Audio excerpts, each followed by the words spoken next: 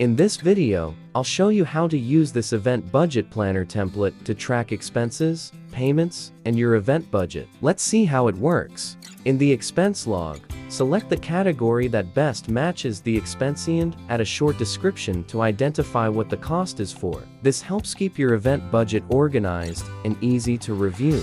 Next, enter the planned budget and the actual cost for each expense. The difference is calculated automatically, so you can quickly see if you were over or under budget. The chart also updates automatically to show the actual cost by category.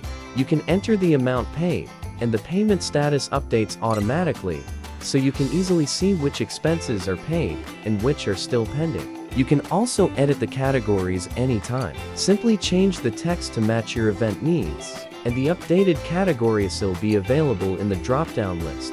If you found this template helpful, follow at Templates Prime for more useful spreadsheet templates. You can find the link to this template and my Etsy shop in the bio.